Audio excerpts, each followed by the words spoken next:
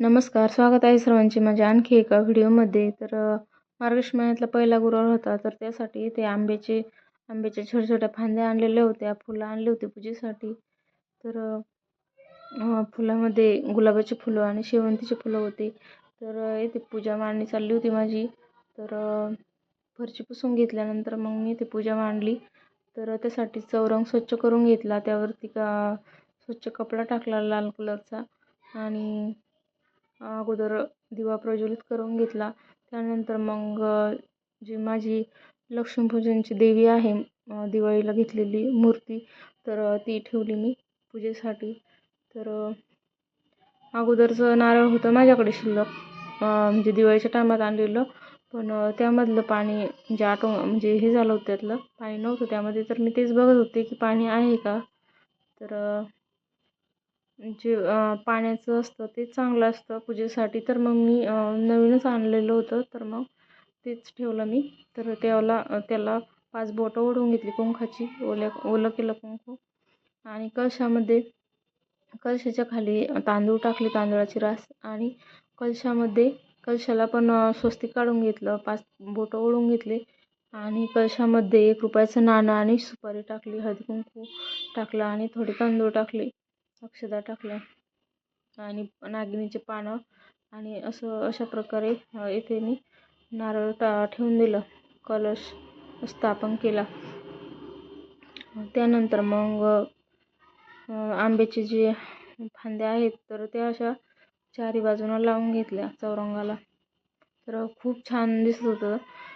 मार्गशीर्ष महिन्यात आंब्याच्या अशा फांद्या लागतातच, खूप छान दिसतात आणि त्याचा मानच आहे मार्गशीर्ष महिन्यात.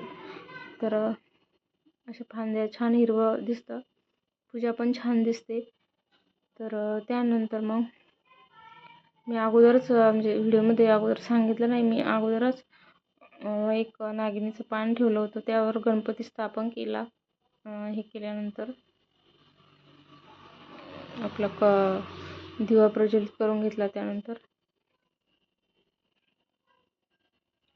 एक नागिनीचं पान, त्यावरती सुपारी आणि त्याला हळदी कुंकू वाढली आणि इथं अगरबत्ती लावली. जो मोबाईल आहे ट्रायपॉड, तो माझ्याकडून मागच्या साईडनं ठेवला गेला, त्यामुळं असं सर्व दिसत नाही. एक खारीक, खोबरं, हळकुंड आणि बदाम असं पण एका पानावर ठेवून दिलं. त्यामध्ये तांदूळ टाकले आणि ते पण ठेवलं मी समोर. आणि त्यानंतर मग फुलं वाहून घेतले.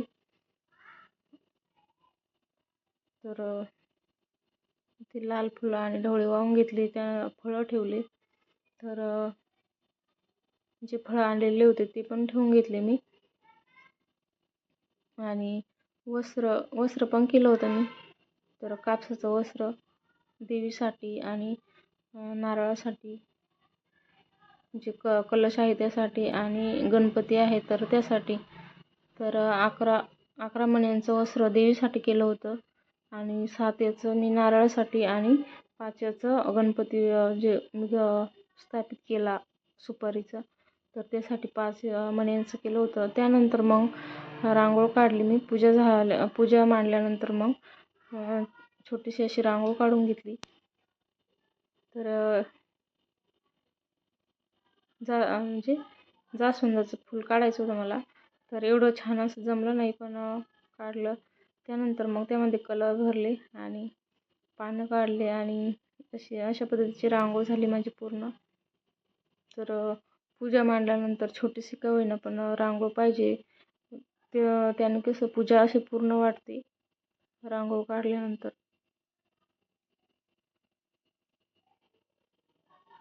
इथे पानं काढली मी रांगोळीला. मार्गशीर्ष महिन्यात छान असते पूजा मांडणं महालक्ष्मीची. घर असं म्हणजे छान असं प्रसन्न वाटतं घरामध्ये.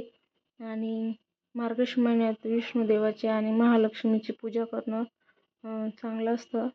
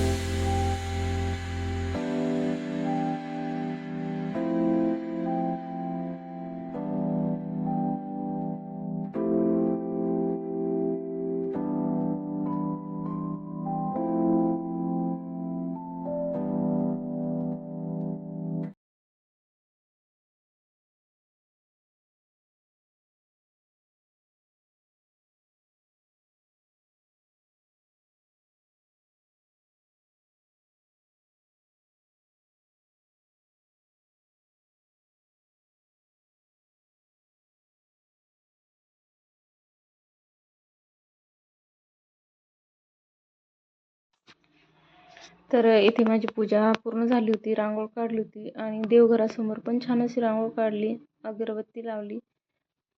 तर अशा पद्धतीची पूजा केली.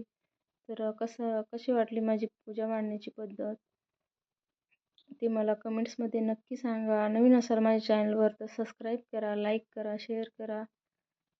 तर खूप छान वाटत होतं काल पूजा मांडल्यानंतर.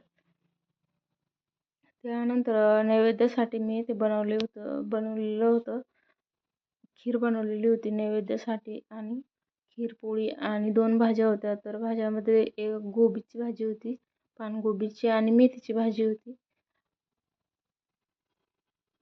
तर संध्याकाळी असा नैवेद्य केला मी खीरपोळीचा.